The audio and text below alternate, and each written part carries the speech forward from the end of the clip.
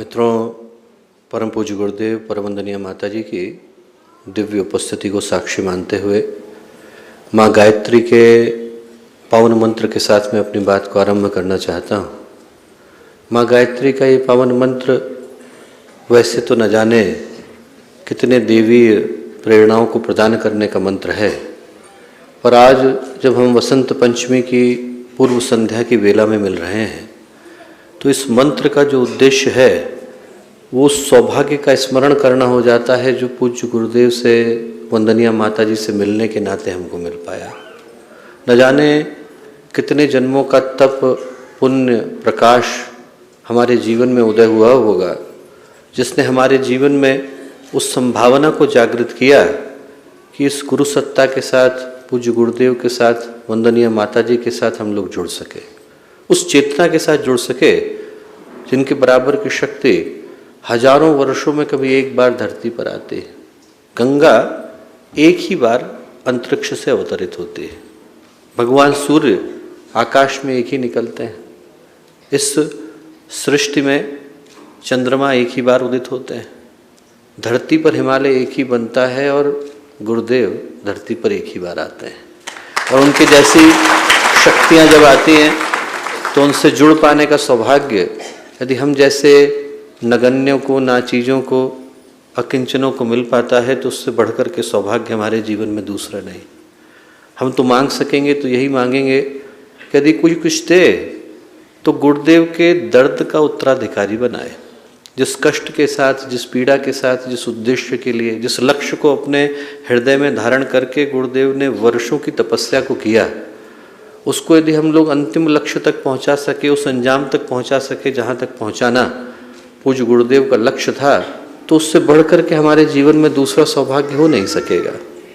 कहीं पर एक बड़ी प्यारी कथा में पढ़ता था कि एक गुरु से उनके शिष्यों ने पूछा कि सद्गुरु करते क्या है। तो वो उनको लेकर के नदी के किनारे गए। वहाँ पर मछुआरा जाल को डाल रहा था और जब जाल को डाल रहा था तो उस जाल के अंदर मछलियाँ आकर के फंस रही थी और उन मछलियों में भिन्न भिन्न तरह की मछलियाँ थी। कुछ मछलियाँ तो ऐसी थीं जो दूर ही जाल से खड़ी रहीं, पानी के अंदर ही विचरण करती रहीं। कुछ मछलियाँ ऐसी थीं जो पानी के अंदर फंस गई और उनको पता भी नहीं चला कि हम अंदर फंस गए। कुछ थी जो निकलने का प्रयत्न कर रही थी पर निकल नहीं पा रही थी, और कुछ ऐसी थी जो प्रयत्न करती थी तो जाल से छूट करके चली जाती थी। वो जो मछलियां थी जो निकलने का प्रयत्न कर रही थी और निकल नहीं पा रही थी, उनको उन गुरु ने धीरे धीरे करके उठाना शुरू करा और पानी में फेंकना शुरू करा। शिष्यों ने पूछा कि ये क्या कर रहे हैं? बोले बेटा तुम्हें दिखा रहा हूं कि सद्गुरु करते क्या है। बोले ये जो संसार है वो भवसागर है। इसके भवबंधन में 4 तरह के प्राणी रहते हैं। कुछ तो ऐसे हैं जो फंस गए और उनको पता भी नहीं है कि हम बंधे हुए हैं, इस धरती के अंदर हैं, इन्हीं के काम पाश के जंजालों में फंसे हुए हैं और उनको ये ज्ञान ही नहीं है, बोध ही नहीं कि हम बंधे हुए हैं। कुछ ऐसे हैं कि उनको होश तो है पर करने के प्रयत्न के बावजूद निकल नहीं पा रहे हैं। कुछ है जो प्रयत्न करते हैं और महापुरुषों की तरह से जाल को भेद करके निकल जाते हैं, और कुछ ऐसे हैं जो कभी फंसते ही नहीं। और वो जो बंधे हुए हैं और निकलने का प्रयत्न कर रहे हैं, गुरु बोले उनको निकालने का काम गुरु करता है। उनके अंदर अपना पुरुषार्थ होना चाहिए पर उनके पुरुषार्थ को सहारा देने का काम गुरु करता है। जो गायत्री मंत्र का उद्देश्य है वो यही स्मरण दिलाना कि ऐसे गुरु से जुड़ पाने का सौभाग्य हमको मिला जो बंधे हुए को निकाल पाने की सामर्थ्य रखते हैं। यदि हम उनसे जुड़ पाए हैं तो प्रयत्न करें कि कर्म बंधनों के इस जाल से चित्त शुद्धि के उस मार्ग को अपना सके, जिसको प्राप्त करने के बाद मनुष्य का मन निर्मल होता है, चित्त प्रसादित होता है, जीवन में अध्यात्म की सही धारा प्रवाहित हो पाती है। और वैसा कर सके तो हमसे बढ़कर के सौभाग्यशाली दूसरा कोई होगा नहीं। आज का जो दिन है वो इसी सौभाग्य के स्मरण को भाव को लेकर के आया कि स्थिर चित्त शांत मन के साथ जो लोग यहाँ के सभागृह के अंदर विद्यमान हैं उनमें से प्रत्येक से कहूँगा कि मन को शांत, वाणी को शांत, चित्त को शांत और शरीर को शांत करते हुए उस शक्ति का आवाहन करें जो हमें सद्ज्ञान की ओर, सद्भाव की ओर, सन्मार्ग की ओर लेकर के चलते हैं। माँ गायत्री का पावन मंत्र साथ साथ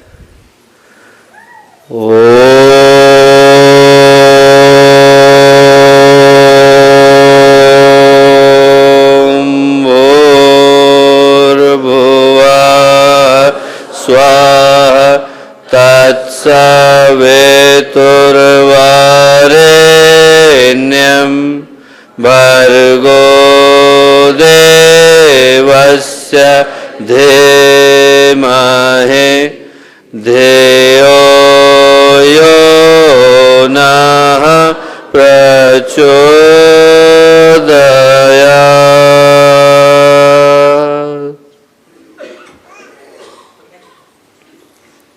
परम पूज्य गुरुदेव परम वंदनीय माता जी के दिव्य संरक्षण में वसंत पंचमी की पूर्व संध्या की पावन वेला, शांति कुंज की तपस्थली, पूज्य गुरुदेव की आध्यात्मिक ऊर्जा का ये केंद्र शांति कुंज की इस पुण्य भूमि पर आज जब हम लोग उपस्थित हैं, विद्यमान हैं, तो आज के इस शुभ अवसर पर हम लोगों के साथ भारत के विभिन्न स्थानों से आए गायत्री परिवार के सभी साधकगण, भाई बहनों और प्यारे मित्रों, आज वसंत पंचमी की पूर्व वेला पर हम लोग यहाँ मिल रहे हैं और ये जो समय है वो वासंती उल्लास को, वसंत के भाव को, इन भावों को जगाने के लिए आया है। सही पूछें तो ये समय आत्मिक श्रद्धा की अभिव्यक्ति का है। इस संसार में जितनी भी शक्तियाँ हैं, जितनी भी ताकतें हैं, जितनी भी अभिव्यक्तियाँ हैं, उनमें यदि सबसे ज़्यादा मूल्य की, सबसे ज़्यादा महत्व की, सबसे ज़्यादा बल की कोई अभिव्यक्ति है तो वो श्रद्धा की अभिव्यक्ति है। शरीर का बल, बुद्धि का बल, धन का बल, जन का बल, ये सारी की सारी शक्तियाँ जो हैं इनकी अपनी एक सीमा निर्धारित है और समय भी सुनिश्चित है। किसी के पास कितना भी शारीरिक बल क्यों ना हो, आदमी कितने भी ज़्यादा बल को लेकर के क्यों ना आया हो, उससे ज़्यादा बलशाली कोई ना कोई तो होता ही। रावण कहते हैं कि अत्यंत बलशाली था पर बलि में उससे ज़्यादा बल था। वो रावण को कांख में रखकर धरती की परिक्रमा पर निकल गया। तो जो सबसे ज़्यादा बलशाली था उससे भी ज़्यादा बलशाली कोई ना कोई तो होता ही। और एक क्षण को यदि हम ये मान भी लें कि दुनिया के सबसे ज़्यादा बलशाली हम हैं, तो अमरता लिखा करके तो आए नहीं। एक न एक दिन तो व्यक्ति इस शरीर को छोड़ता ही है। शरीर कितना भी बलशाली हो, एक न एक दिन छूट जाता है। ऊर्जा कितनी भी हो, एक न एक दिन चुक जाती है। संपत्ति कितनी भी हो, एक न एक दिन तो कम पड़ती है। और व्यक्ति देवराज इंद्र के पद पर भी क्यों न बैठा हो, एक न एक दिन तो पुण्य कम होना शुरू करता है, उसको धरती पर जन्म लेने के लिए बाध्य होना पड़ता है। श्रद्धा अकेली ऐसी है जिसके ऊपर किसी का अधिकार नहीं, काल को भी उसका अतिक्रमण करने की छूट नहीं है। क्यों? क्योंकि श्रद्धा में पाने को कुछ है ही नहीं, जो है वो खोने को है। और जो अपने को खोने को तैयार हो, अपने अस्तित्व को, अपने अहंकार को विसर्जित करने को, विलय करने को तैयार हो, उसको गंवाने को तैयार हो, जिसने अपने होने का अधिकार ही छोड़ दिया, उससे आप छीनोगे क्या? जो शून्य होने को तैयार हो जाता है वही अनंत हो पाता है। जिसने अपने को गंवा दिया वो फिर परमात्मा का प्रतिनिधि हो जाता है। संत कबीर ने बड़ी प्यारी बात कही। उनने कहा, प्रेम गली अति साकरी जामे दो न समाए। ये जो प्रेम की गली है, श्रद्धा की गली है, बहुत ही सक्रिय है। दो लोग इसमें एक साथ प्रवेश कर नहीं सकते हैं। प्रेम गली अति साकरी जामे दो न समाए। जब मैं था तब हरि नहीं, जब हरि है तब मैं नहीं। जब मैं अपने आप को लेकर के जा रहा था, अपने अहंकार को लेकर के जा रहा था, तो वहाँ पर ईश्वर नहीं थे। और जैसे ही ईश्वर आए वैसे ही मैं को जाना पड़ा। ये जो अहंकार को गंवाने की यात्रा है वही श्रद्धा के जागरण की यात्रा है। महर्षि रमण ने एक बहुत प्यारी और गंभीर बात कही। क्या कहा? कहा कि बूंद सागर में गिरती है ये तो अनेक लोग देखते हैं, बारिश होती है आपको दिखाई पड़ती है। बूंद सागर में गिरती है ये तो अनेकों को दिखाई पड़ता है, पर सागर बूंद में समाता है ये अनुभव मात्र भक्त को हो पाता है। जब एक दिन परमात्मा भक्त के अंदर आकर के विराजमान हो जाता है और जब श्रद्धा की वो संभावना जागती है कि परमात्मा, गुरु और उनकी शक्ति और उनकी चेतना भक्त के अंदर, शिष्य के अंदर अवतरित हो पाती है, तभी व्यक्ति चेतना की अंतिम शिखर की यात्रा को पूर्ण कर पाता है। भगवान बुद्ध को जब समाधि लगी तो कुछ ऐसी ही घटना घटी। घटना क्या घटी? 12 साल तक उनने योग को किया, शरीर अस्थि पंजर में बदल गया था, खाया नहीं था, कृशकाय हो गए थे, एकदम शरीर कमजोर हो चला था। और ऐसे में एक दिन जब वो निरंजना नदी के अंदर उतरे, क्षीण धारा थी, बहुत ही कम, बहुत ही पतली, उसके अंदर न गहराई थी न बहाव था। उस पानी का भी जो बहुत मध्यम सा बहाव था वो उनको बहा करके ले जाने लगा। बड़ी मुश्किल से पेड़ की जड़ों को पकड़ करके वो अपने आप को रोक पाए। जैसे ही ये घटना घटी वैसे ही उनके चिंतन में एक विचार कौंधा। क्या कौंधा? मैं ये क्षीण धारा निरंजना की पार नहीं कर पा रहा हूँ, भवसागर को कैसे पार करूँगा? ये सोचना था कि उनने तुरंत सोचा कि क्या छोड़ने की आवश्यकता है। राजपाट छोड़ चुके थे, घर बार छोड़ चुके थे, पद था नहीं, संपत्ति थी नहीं। उनको लगा जिसको पकड़ करके बैठा हूँ उसका नाम है अहंकार। यहाँ पर इस दुनिया में भी पाने को कुछ नहीं है और उस दुनिया में पाने को भी कुछ नहीं। जैसे ही लगा कि छोड़ने की आवश्यकता है वैसे ही सबसे पहले मैं को छोड़ा। मैं को छोड़ना था कि बहुत निश्चिंतता की नींद सोए। सुबह उठे तो लगा कि मन में अपूर्व शांति है, ऐसा लगता है कि ज्योति अवतरित हो गई, मन शांत है, चित्त शांत है। कैसे पता चले कि मुझे समाधि लग गई? एक रात पहले सुजाता खीर का पात्र छोड़ करके गई थी। उस पात्र को उन्होंने लिया, निरंजना नदी के पास गए, मन में विचार करके नदी के अंदर छोड़ा। बोले यदि मेरे को समाधि लगी होगी तो परमात्मा कोई प्रमाण देगा। वो पात्र नीचे बहने के बजाय धारा के विपरीत ऊपर को बहता चला गया। और वो जो घटना है वो रूपक बड़ा प्यारा है। रूपक ये है कि जब व्यक्ति अपने को खो देता है तो वो ऊपर उठने के लिए तैयार हो जाता है। जैसे ही हमने अपने आप को गंवाया, अपने अहंकार को गंवाया, अपने चित्त को विसर्जित किया, वैसे ही हमारे हृदय के भीतर, अंतरंग के भीतर, अंतर्मन के भीतर वो संभावना जागती है जो व्यक्ति को ऊर्ध्व आरोहण के लिए लेकर के जाती है। तब संबोधि, तब बोध, तब समाधि, तब चेतना की अंतिम यात्रा संभव हो पाती है। बुद्ध के साथ घटा क्योंकि वो अहंकार को गंवाने को तैयार थे। जब हमारा अहंकार जाता है तब जीवन में श्रद्धा आती है, और जब श्रद्धा आती है तब चमत्कार घट पाते हैं। और ये जो वसंत पंचमी का पर्व है, हर व्यक्ति को कहूँगा कि शांत होकर, बिना किसी बातचीत के, स्थिर चित्त के साथ ये सोचने की कोशिश करें कि वसंत पंचमी के इस पावन अवसर पर हम लोगों को यहाँ आने का सौभाग्य मिला। और ये जो वसंत पंचमी का दिन है वो हमारी आंतरिक श्रद्धा के आरोहण का पर्व है। इस दिन जितनी श्रद्धा व्यक्ति के हृदय में, उसके अंतर मन में अवतरित हो पाती है, उतनी किसी अन्य दिन नहीं हो पाती। तो यही कारण है कि पूज्य गुरुदेव ने वसंत पंचमी को अपना आध्यात्मिक जन्म दिवस कह करके पुकारा। जितने गुरुदेव के जीवन के महत्वपूर्ण सोपान है, महत्वपूर्ण पड़ाव है, कीमती क्षण है, वो सारे के सारे वसंत पंचमी को घटे। पूज्य गुरुदेव की, उनकी गुरुदेव से मुलाकात हुई दिन कौन सा था? वसंत पंचमी। अखंड दीपक का प्राकट्य हुआ दिन कौन सा था? वसंत पंचमी। अखंड ज्योति का प्रकाशन शुरू हुआ दिन कौन सा था? वसंत पंचमी। गुरुदेव ने अपनी अति मानवीय महापुरुष चरणों की यात्रा को प्रारंभ किया दिन कौन सा था? वसंत पंचमी।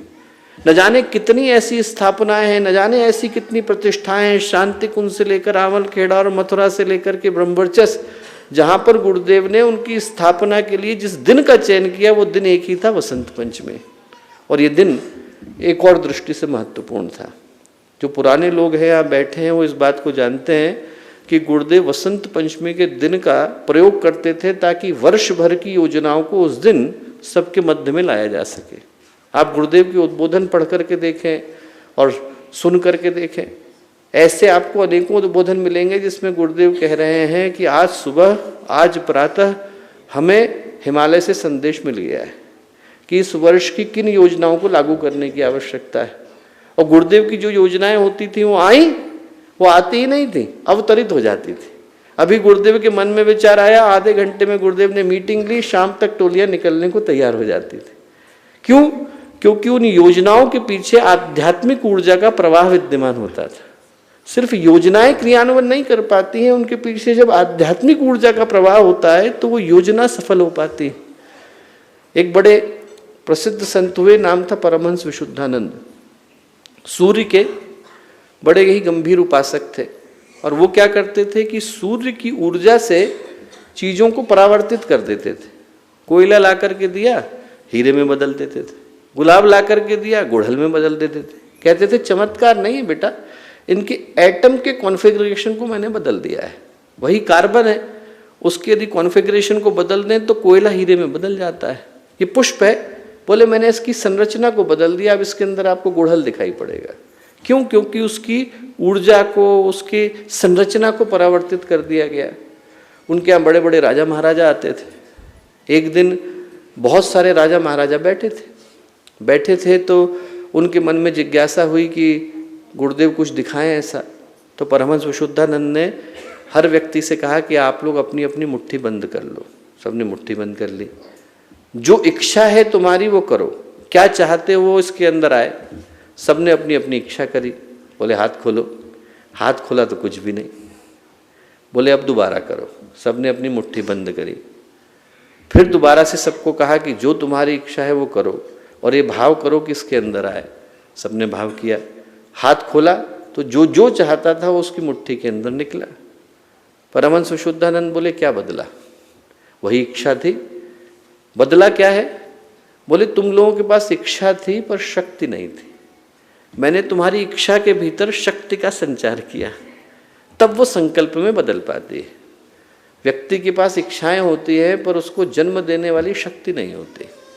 गुरुदेव उन योजनाओं के पीछे शक्ति का प्रवाह करते थे। जो लोग हैं वो ज़्यादातर लोग जानते हैं कि गुरुदेव ने वसंत पंचमी 1990 से लेकर गायत्री जयंती तक लगभग शून्य के बराबर आहार किया था। कारण क्या? कारण बोले ये है कि आप महर्षि रमण के जीवन को उठा के देखिए। गुफा में उन्होंने जीवन गुजारा। जब उनने शरीर को त्यागा तो वहाँ पर लड़ाई झगड़े शुरू हो गए। संपत्ति भी नहीं थी, लोग उसके लिए लड़ने लग गए। क्यों? गुरुदेव बोले कि जब तपस्वी अपने शरीर को त्यागते हैं तो उनकी तपस्या का अंश लूटने के लिए आसुरी शक्तियाँ वहाँ पर प्रहार करती हैं। बोले मैं अपने जाने से पहले अपनी आध्यात्मिक ऊर्जा को सुरक्षित रख करके जाना चाहता हूँ। गुरुदेव ने अपनी आध्यात्मिक ऊर्जा को सुरक्षित रखा। कहाँ? वो रहस्य आपको मिलेगा जनवरी 1988 के विशेषांक के अंदर, अखंड ज्योति के। ज्योति फिर भी बुझेगी नहीं। उस आलेख को आप पढ़ करके देखिए। पढ़ेंगे तो रोम रोम में सिहरन होने लगेगी। क्या गुरुदेव ने लिखा? लिखा कि शरीर का परिवर्तन होते ही हम साकार से निराकार हो जाएंगे। शरीर का परिवर्तन होते ही हम साकार से निराकार हो जाएंगे और फिर दृश्यमान प्रतीक के रूप में अखंड दीपक की ज्वलंत ज्योति के अंदर समा जाएंगे। आपको गुरुदेव का दर्शन करना हो, आप अखंड दीपक के पास जाकर के कर सकते हैं। अखंड दीपक के दृश्यमान प्रतीक के रूप में उसकी ज्वलंत ज्योति के अंदर समा जाएंगे। वहाँ पर मात्र दीपक प्रज्वलित नहीं है, वहाँ पर गुरुदेव और माताजी साक्षात विद्यमान है। वो अकेला गुरुदेव के जीवन का ऐसा सहभागी रहा जो उनके हर स्थूल सूक्ष्म क्रियाकलाप, गतिविधि, कार्यक्रम हरेक का साक्षी रहा है। जिनने गुरुदेव के साथ आंवलखेड़ा में काम किया वो आगरा नहीं जा पाए। जिनने आगरा में काम किया वो मथुरा नहीं पहुँचे। जो मथुरा पहुँचे होंगे वो हरिद्वार नहीं आए होंगे। जिनने हरिद्वार में काम किया वो हिमालय नहीं गए। पर अकेला अखंड दीपक ऐसा है जो गुरुदेव के जीवन के सारे चरणों, सारी गतिविधियों का साक्षी रहा है। हम सोच करके देखें कि कितने सौभाग्य की घड़ी है कि आज से 3 वर्ष के बाद उस पवित्र ज्योति के 100 वर्ष को, उसकी शताब्दी को हम लोग मनाने जा रहे हैं। इससे बढ़कर के सौभाग्य हमारे जीवन में नहीं आता। हम चाहते भी, हम न जाने कितने समीकरण बिठाते, हम सारे प्रयत्न करते, सारे पुरुषार्थ करते, सारे प्रयास करते, तो भी हमारे जीवन में शायद ये संभावना नहीं जाग पाती कि हम लोगों को ये सौभाग्य मिलता कि हमारा जन्म इन क्षणों में हो पाता। गुरुदेव का इतना बड़ा हम लोगों के ऊपर उपकार कि उनने हमें इस समय में जन्म देने का अधिकार दिया।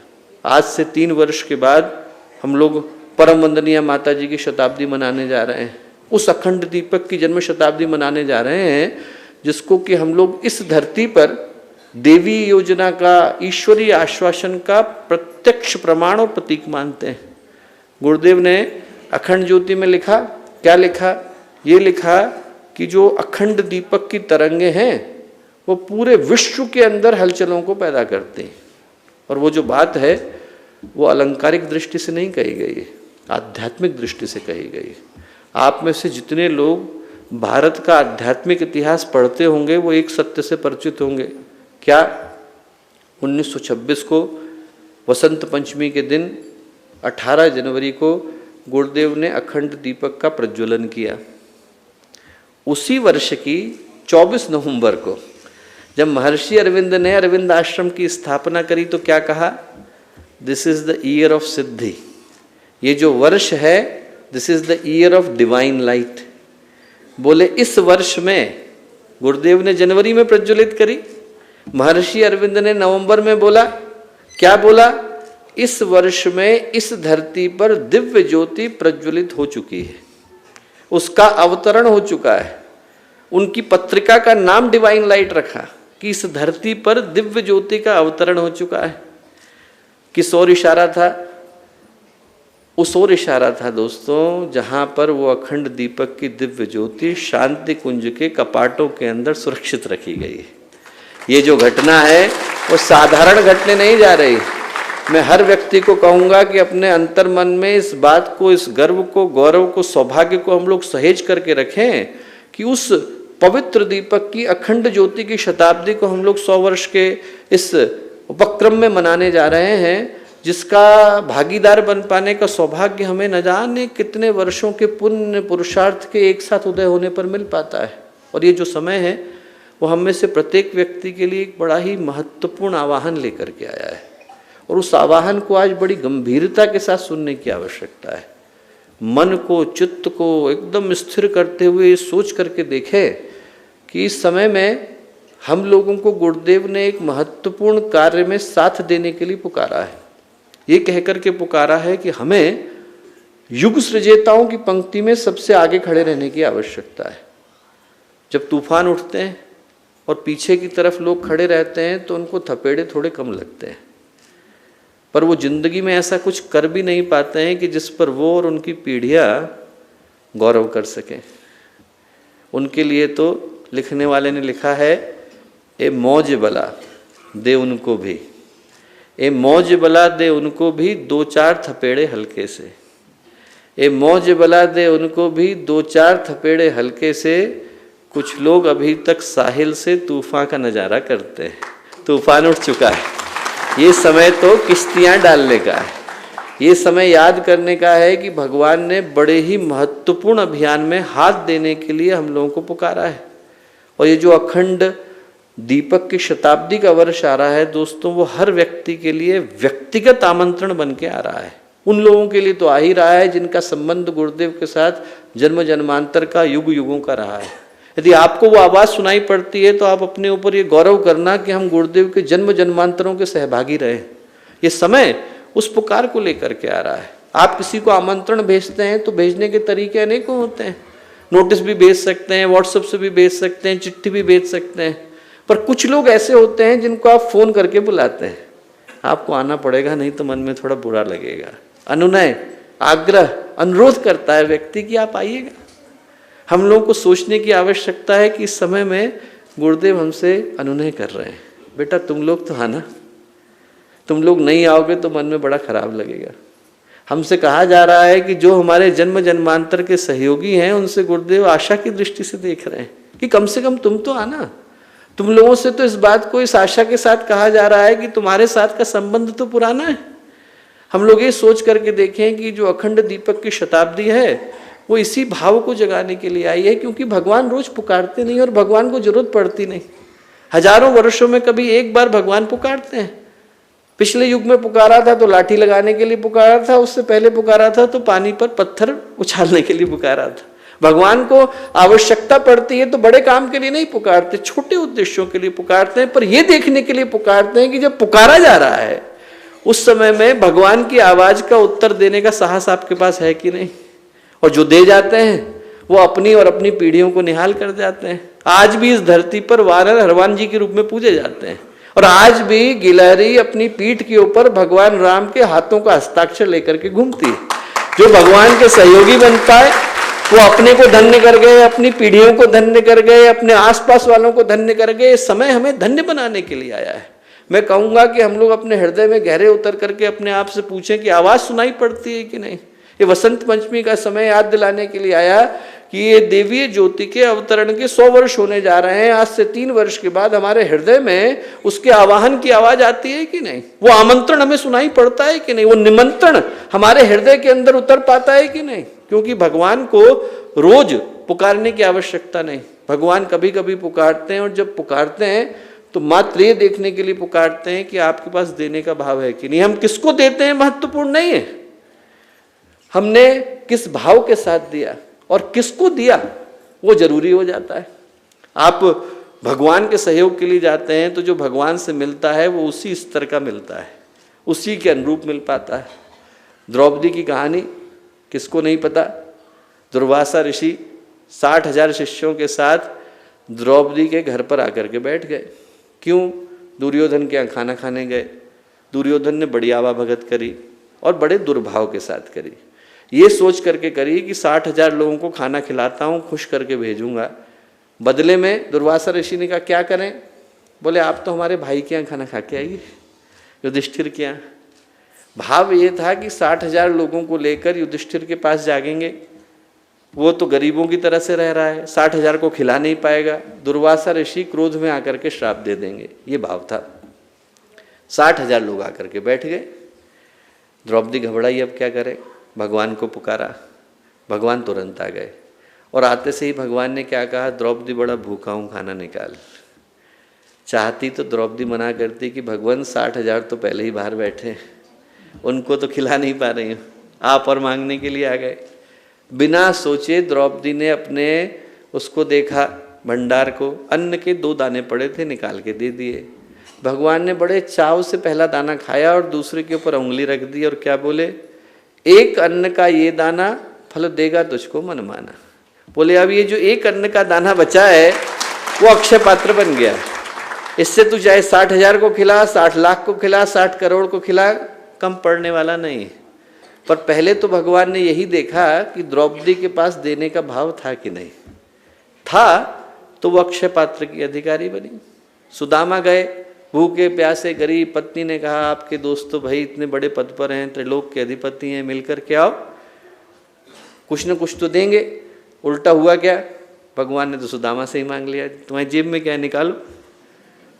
सुदामा चाहते तो मना करते कि हे भगवान मैं तो खुद ही भूखा प्यासा आ रहा हूँ, आप जो है मेरे पास जो 2 मुट्ठी सत्तू पड़ा है वो भी छीनने के लिए आ गए। रुके नहीं सुदामा, बड़े खुश होकर के खिलाया। वो जो खुश होकर के खिलाया उसका परिणाम क्या हुआ? भगवान ने सुदामा को द्वारिका का 3 लोकों का अधिपति बना दिया। विधाता शिकायत लेके गए, बोले भगवान जब ये पैदा होने वाले थे सुदामा तो हमने इनके माथे पर लिख दिया था इनको लक्ष्मी कभी नहीं मिलेगी, ये क्या कर दिया आपने? भगवान ने माथे पर दोबारा हाथ फेरा, बोले देखो क्या लिखा है। वहाँ लिखा था इनको लक्ष्मी ही मिलेगी। भगवान जो है भाग्य बदल जाते हैं, भाग्य बदल जाते हैं, पर पहले परीक्षा करते हैं कि आप में देने का भाव है कि नहीं। और जितने बड़े व्यक्ति को आप देते हैं उतने ही बड़ी चीज को पाने के अधिकारी बन जाते हैं।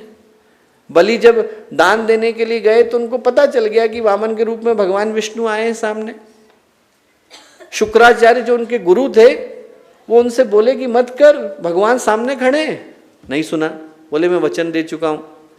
तो शुक्राचार्य ने क्या किया, शुक्राचार्य जिस नली के अंदर जल लेने के लिए बैठते हैं लोटे की, वहां पर जाके बैठ गए।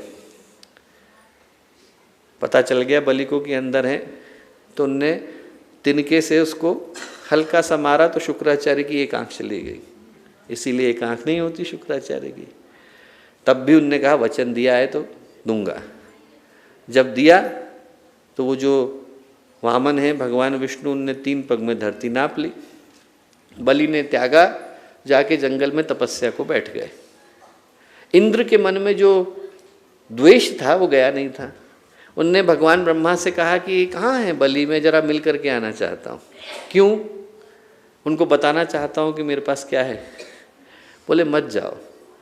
बोले तुमने दुर्भाव से उससे ले तो लिया, पर उसने जो दिया है उसके लिए वो उस चीज का अधिकारी बन गया है जो आज तक किसी को नहीं मिला। क्योंकि भगवान ने बदले में क्या कहा था, बदले में कहा था तेरी 7 पीढ़ियां ऊपर की और 7 पीढ़ियां नीचे की, वो सारी की सारी मोक्ष को सीधे प्राप्त होंगी।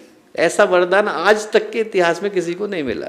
7 पीढ़ियां पहले की, 7 पीढ़ियां बाद की। और जब भी कोई वचन लेगा तो उस जगह पर तेरा नाम लेकर के वचन लेगा तो मैं स्वयं जाकर के उस वचन को निभाऊंगा। ये न बद्धो बलि राजा दानवेंद्रो महाबल, कहते हैं कि नहीं। वो बलि राजा को जिस वचन से बांधा, उसी वचन से कहते हैं कि भगवान हम आपको बांध रहे हैं। वो वरदान भगवान ने उनको दिया, आज तक किसी को मिला नहीं। बलि तपस्या कर रहे थे, इंद्र पहुंच गए ढूंढते हुए। बोले देखो मैंने तुमसे राजपाट ले लिया। बलि हंसे, बोले ना तुम्हारा था वो राजपाट और न मेरा है, ले लिया तो ले लिया। बोले पर जो मैंने नहीं दिया है वो पराक्रम नहीं दिया है, अभी हिसाब किताब बराबर कर लेते हैं। बोले मैंने राजपाट दिया है इंद्र, शौर्य नहीं दिया है, शौर्य अभी भी मेरे पास सुरक्षित है। और फिर इंद्र से इतनी प्यारी बात बलि ने बोली, बोले ये सोच करके देखो इंद्र कि यहाँ पर बड़ा कौन हुआ। बोले देखो मेरे पास मांगने के लिए कौन आया, भगवान विष्णु। उनसे ज्यादा बड़ा इस पूरे त्रिलोक में कोई है नहीं। मांगा क्या उनने, त्रिलोक। उससे ज्यादा इस संसार में देने को कुछ नहीं है। सबसे बड़े को सबसे बड़ा दान दिया, तो जो मुझे मिला उसके बदले में उससे ज्यादा तो किसी को मिल नहीं सकता है। हमने किसको दिया, गुरुदेव को यदि हमने दिया तो गुरुदेव उसी अनुपात में हमें लौटा करके जाते हैं। इस समय में गुरुदेव कह रहे हैं हर व्यक्ति से कि ये जो 2026 की शताब्दी है वो हम लोगों के लिए इस आह्वान को लेकर के आ रही है कि अखंड दीपक की ज्योति को हम लोग घर घर तक पहुंचा करके आए। हर घर तक हमें पहुंचाने की आवश्यकता है, हर व्यक्ति तक पहुंचाने की आवश्यकता है और इसी क्षण से सोचने की आवश्यकता है। इसके लिए न योजना की प्रतीक्षा करने की आवश्यकता है, न समय का इंतजाम करने की आवश्यकता है और न ये सोचने की आवश्यकता है कि कब करें कैसे करें। गुरुदेव ने पुकारा है, हमें शुरू हो जाने की आवश्यकता है। क्योंकि जो अखंड दीपक की ज्योति है वो इस धरती से अवतरित नहीं होती, वो दूसरी जगह से होती, उसकी कक्षा भिन्न है। मुझे याद है कि गुरुदेव के पास जो आए डॉक्टर देखने के लिए, गुरुदेव की आंख में कैटरेक्ट था, बोले ऑपरेशन करना है। चश्मा रखा रहता था, आप सबने देखा होगा। गुरुदेव का चश्मा उन्होंने देखा चेक करने के लिए, तो बोले गुरुदेव इसमें तो पावर दूसरी है, आपकी आंख में तो कोई जरूरत ही नहीं है, एकदम नॉर्मल है। तो गुरुदेव क्या बोले, तो कोई छोड़ गया था, मैंने ऐसे ही आंख पे लगा लिया है। तो बोले फिर आप देखते कैसे और लिखते कैसे। तो गुरुदेव बोले बेटा मैं इन आंखों से नहीं लिखता हूँ, जिन आंखों से लिखता हूँ वो दूसरी, इसको लिखने के लिए दिव्य प्रवाह की आवश्यकता है। और गुरुदेव क्या बोले, गुरुदेव बोले ये जो लिखता हूँ और जो अखंड दीपक में बसता है उसका प्रवाह दूसरी कक्षा से अवतरित होता है। और वो जो प्रवाह है दोस्तों, शांति कुंज के कण कण के अंदर घुल गया है। गुरुदेव का आप उस आलेख पढ़ेंगे, ज्योति फिर भी बुझेगी नहीं, तो उसमें गुरुदेव ने क्या कहा, ये कहा कि माली बाग लगाने के बाद बाग छोड़ करके भाग नहीं जाता है, ये बाग हमने लगाया है। हमारे जाने के बाद इस शांति कुंज के परिसर के कण कण के अंदर, अणु अणु के अंदर हम समा जाएंगे। और इसकी अनुभूति, इन शब्दों को ध्यान से सुनिएगा, गुरुदेव ने कहा इसकी अनुभूति यहाँ आने वाले हर आगंतुक को, हर निवासी को बारंबार होती रहेगी। और हम अपने आप से पूछ करके देखें, आपको एक व्यक्ति ऐसा नहीं मिलेगा जो गुरुदेव के साथ सामीप्य को अनुभव नहीं करता हो। किसी को आप ये कहते हुए नहीं पाएंगे कि हम ये महसूस नहीं कर पाते कि गुरुदेव नहीं है, हर क्षण तो हमारे पास है। इस भाव को व्यक्ति अपने मन के अंदर गहरा अनुभव कर पाता है कि वो यहाँ है। उन लोगों से पूछ करके देखिए जो गुरुदेव के जाने के बाद जिनको कभी शरीर से गुरुदेव को देखने का अवसर नहीं मिला, पर उनकी भावनाओं की प्रगाढ़ता ऐसी है जैसे गुरुदेव से आज सुबह मिल करके आए। वो कहाँ से आया? वो वहाँ से आया जहाँ पर गुरुदेव उनके साथ नित्य निरंतर निवास करते हैं। हम लोग छोटे थे तो एक व्यक्ति थे, उनकी कोई बात किसी को बुरी लगी होगी तो वो क्या हुआ, 10-15 दिन तक उनकी रिकॉर्डिंग करते रहे। करने के बाद गुरुदेव के पास टेप रिकॉर्डर ले गए, छोटा डिक्टाफोन आता था, उसमें रिकॉर्ड करके ले गए और गुरुदेव से बोले कि गुरुदेव वो ऐसा ऐसा कह रहे हैं, मैं रिकॉर्डिंग करके लाया हूँ। तो गुरुदेव हंसे, बोले बेटा ऐसा है, तू 10-15 दिन इसमें लगा के आया तो इससे 2 बातें पता चलती हैं। क्या? एक तो तू खाली है, तेरे पास काम नहीं, 10-15 दिन में तू यही करता रहा कि रिकॉर्डिंग ही करता रहा। दूसरा, इतना ही समय तूने यदि सच्चिंतन में लगाया होता, साधना में लगाया होता तो तेरा भी कल्याण होता, दूसरे का भी होता। वो समय तो कुचिंतन में चला गया, दुर्भाव में चला गया। और तीसरी बात इतनी प्यारी बोले गुरुदेव, बोले कि बेटा शांति कुंज में क्या घट रहा है ये जानने के लिए मुझे तेरी रिकॉर्डिंग की आवश्यकता नहीं। शांति कुंज, गुरुदेव बोले शांति कुंज मेरा शरीर है, इस पे मक्खी भी बैठती है तो मुझे पता चल जाता है। वो जो शरीर है उसको गुरुदेव सुरक्षित रख करके गए अखंड दीपक की लौ के अंदर, उसकी ज्योति के अंदर गुरुदेव उपस्थित हैं। और उस लेख में गुरुदेव ने क्या कहा, हमारी ज्योति और फैलेगी। ध्यान से सुनिएगा, हमारी ज्योति और फैलेगी। मिशन तीर की तरह से सनसनाता हुआ अपने लक्ष्य को प्राप्त करेगा।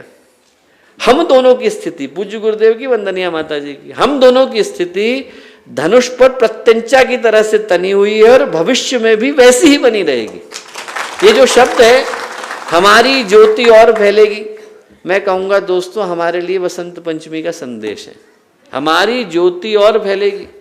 गुरुदेव कह रहे हैं हमारी ज्योति को और फैलाने की आवश्यकता है। उस संदेश को हमें संदेश की तरह से नहीं, निर्देश की तरह से लेने की आवश्यकता है। हमारे को ये सोचने की आवश्यकता है कि गुरुदेव ने हमें सीधे हमारे लिए सन 2026 की कार्य योजना दे दी है। गुरुदेव के अखंड दीपक की ज्योति को घर घर तक पहुंचाने की आवश्यकता है, हर व्यक्ति तक उसको पहुंचाने की आवश्यकता है।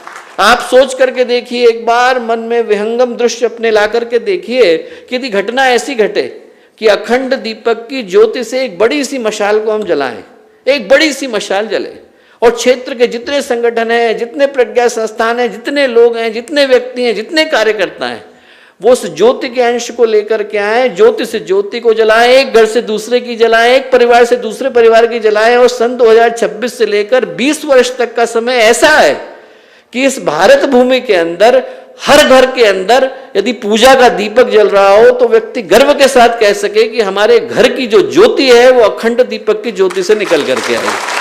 हमें ऐसा वातावरण तैयार करने की आवश्यकता है, हमें ऐसी सोच पैदा करने की आवश्यकता है।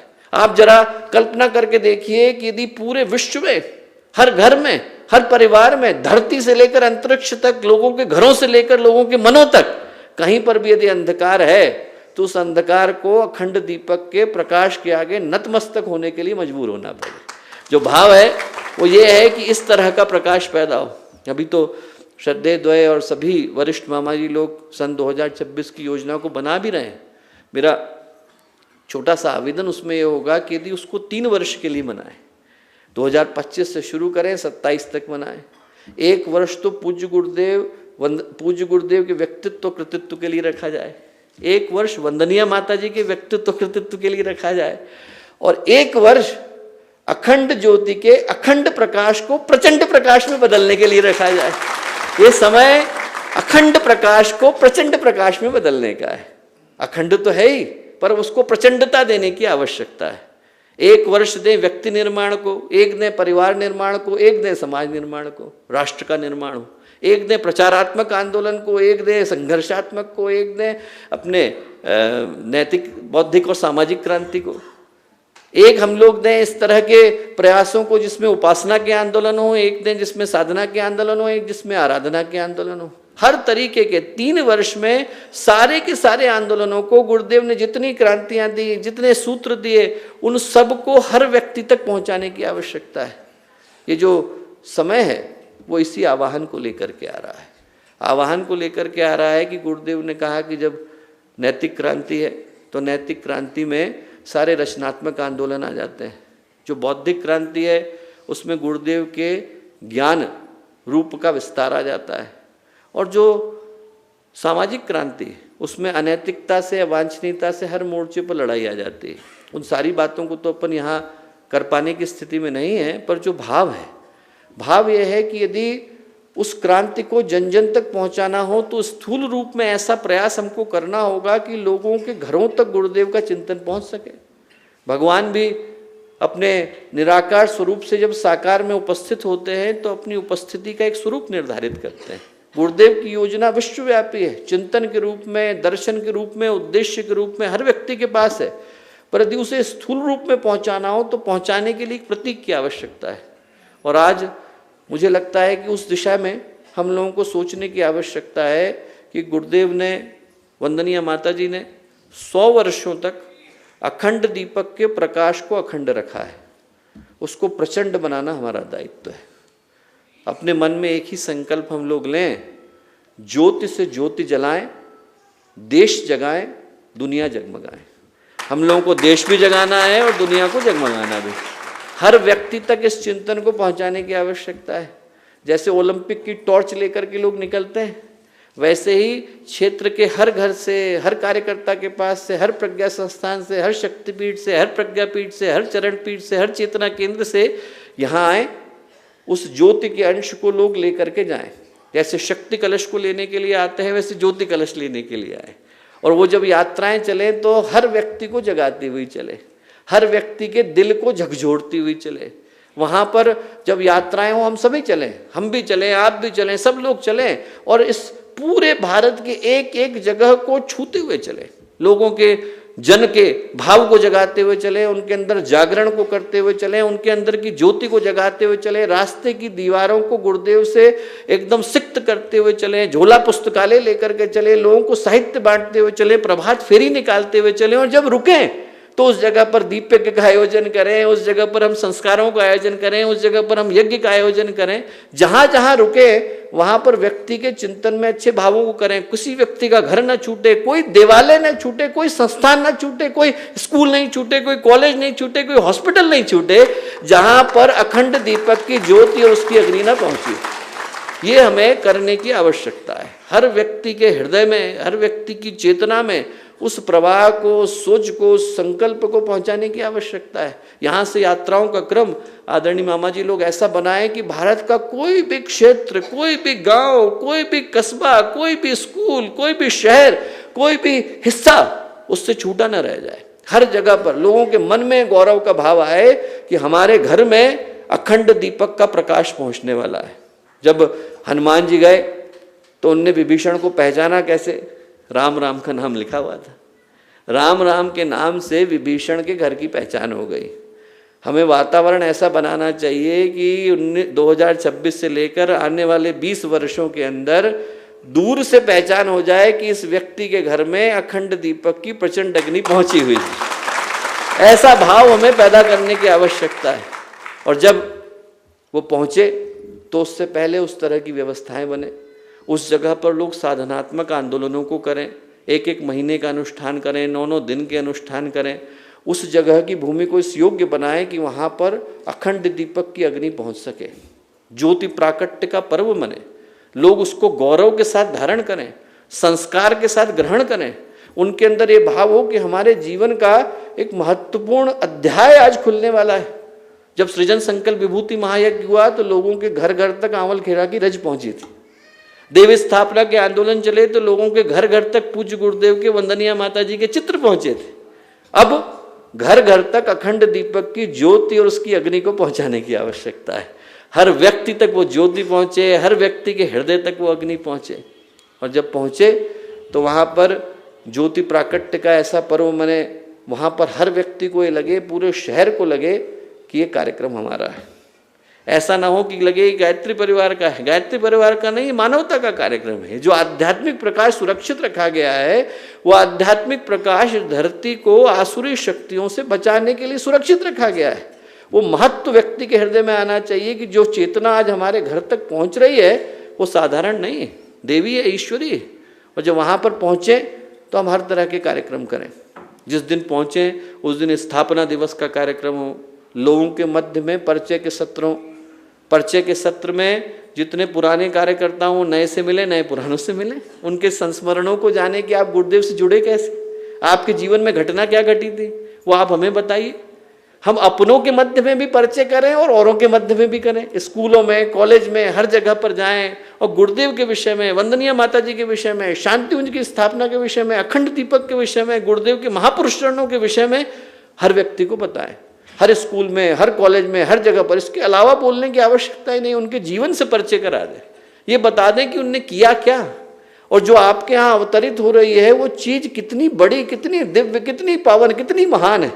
ये व्यक्ति के अंदर उस गौरव को जगाने की आवश्यकता है कि जिस ज्योति को आप तक पहुँचाया जा रहा है, ज्योति से ज्योति जो जलाई जा रही है, जो देश को जगाया जा रहा है, जो दुनिया को जगमगाया जा रहा है, वो करने के पीछे उद्देश्य एक ही है कि गुरुदेव का जो चिंतन है, उनका जो स्वरूप है, उनके जो क्रियाकलाप है, उनका जो व्यापक भाव है वो हर व्यक्ति तक पहुंचे। और हर व्यक्ति को क्या लगे, हर व्यक्ति को लगे कि गुरुदेव हमारे हैं, पूरे भारत को लगे, पूरी दुनिया को लगे। ये भाव उनके अंदर पहुंचाने की आवश्यकता है कि गुरुदेव हमारे घर में उनका आगमन हो रहा है। परिचय के सत्र रखें, प्रेम के सत्र रखें, साथ साथ मिलें, बैठें, एक दूसरे के कष्ट को लोग जाने, उनको सम्मानित करें जो पुराने हैं, उनको कृतज्ञता दें जिनने कार्य किया। न जाने ऐसे कितने प्रयास हैं जिनको वहाँ पर साझा कर सकते हैं, न जाने ऐसी कितनी प्रगति है जिनको बता सकते हैं, और उनके साथ सारे आंदोलनों को जोड़ सकते हैं। यज्ञ को जोड़ें, संस्कार को जोड़ें, युवा कार्यशालाओं को जोड़ें, रचनात्मक आंदोलनों को जोड़ें, उसके साथ क्रांतियों को जोड़ें, इन सबको जोड़ें। हर चीज़ को जोड़ने की आवश्यकता है। फिर नई चीज़ों पे प्रतियोगिताएं करें, लोगों से कहें कि आपके जीवन शांति कुंज जाने के बाद बदला, उसकी कहानी आप बताइए। ऐसे एक नहीं, आपको हजारों लोग मिलेंगे। हम लोग अफ्रीका में गए, अफ्रीका में जाने के बाद एक घर से ऊपर से नीचे उतर रहे थे। नीचे उतरते उतरते एक दीदी ने देखा, उन्होंने कहा आप लोग शांति कुंज से आए हैं क्या? हमने कहा हाँ। बोले मैं 72-73 में गुरुदेव के पास शांति कुंज में रह करके आई हूँ। अभी आप लोगों को देखा तो एकदम मन में भाव आया कि अरे उसके बाद से आने के बाद से शांति कुंज से कोई संपर्क ही नहीं हुआ था। जिस घर में तो ऐसे ही गए थे, वहाँ से नीचे उतरते उतरते उन्होंने देखा गुरुदेव कहाँ कहाँ बीज बो के आए। मैं इंग्लैंड में था, एक मित्र थे मेरे, उनकी जो दादी थी वो उस समय में जब इंग्लैंड के लोग यहाँ रहा करते थे अंग्रेजों के समय में, उस समय में वो यहाँ रही थी। रहते रहते उन्होंने कहीं से गायत्री मंत्र सीख लिया, करती थी। अब बिल्कुल अंतिम अवस्था में थी, तो जो मेरा मित्र था वो बोला कि उनका बड़ा मन है कि कोई आकर के गायत्री मंत्र बोल दे। डेथ बेड पर है, आप बोलोगे क्या? मैंने कहा हाँ बिल्कुल आऊँगा। मैं गया तो उनका केयर करने के लिए एक अफ्रीका की नर्स भी थी वहाँ। मैंने गायत्री मंत्र बोलना शुरू करा, उसने भी टूटे फूटे शब्दों में साथ देना शुरू किया। और जब गायत्री मंत्र हमने बोल लिया 24 बार, तो मैंने उनसे पूछा कि आपको कहाँ से पता चला? बोले हमारे पिताजी के, दादाजी के घर में कोई भारत से आए थे, वो पूरे कबीले को सिखा करके गए थे। मैंने कहा उनका फ़ोटो है क्या आपके पास? तो बोले हाँ मैं मंगा लेती हूँ। फ़ोटो मंगाया तो फ़ोटो में कौन थे? गुरुदेव। अफ्रीका के कबीले में लोगों को गुरुदेव गायत्री मंत्र का बीज रोप करके आए। सब जगह पर पौध उनने तैयार रखी। हमारा काम तो खाद पानी धूप को देना है। ये जो समय है वो यही याद दिलाता हुआ आया कि इस समय में हमें जागने की, जगाने की, दौड़ने की, दौड़ाने की, चलते हुओं को पहुंचाने की आवश्यकता है। जो नहीं करने की आवश्यकता है वो सोने की नहीं है। आदमी जो करे, जिस रूप में करे, जिस भी तरीके से करे, उसे गुरुदेव के विचारों को जन जन तक पहुंचाने की आवश्यकता है। ये जो वसंत पंचमी का पर्व है वो इन शीत लहरों के मध्य में हमारे भीतर इसी गर्मी को जगाता हुआ आया है। ये कहता हुआ आया है कि अब ज्योति को घर घर तक पहुंचाने की आवश्यकता है। अखंड ज्योति के अखंड प्रकाश को प्रचंड प्रकाश में बदलने की आवश्यकता है। ज्योति से ज्योति जलाने की आवश्यकता है, देश को जगाने की और दुनिया को जगमगाने की आवश्यकता है। आज के समय में इसी मंत्र को, इसी भाव को लेकर के जाएं कि यहाँ से हम घर घर को जगाता हुआ, घर घर के अंदर नई सोच को पैदा करता हुआ वातावरण पैदा करते हुए जाएं। आज के शुभ अवसर पर यही सभी के लिए सद्भावना है, यही सभी के लिए मंगल कामना है। इतनी देर तक इन बातों को आपने इतनी धैर्य के साथ सुना, उसके लिए सभी को बहुत सारी शुभकामनाएं, मंगल। हमारे YouTube चैनल शांति कुंज वीडियो गायत्री परिवार को सब्सक्राइब करें एवं बेल आइकन जरूर दबाएं ताकि गायत्री परिवार की विभिन्न गतिविधियों की जानकारी आपको मिलती रहे।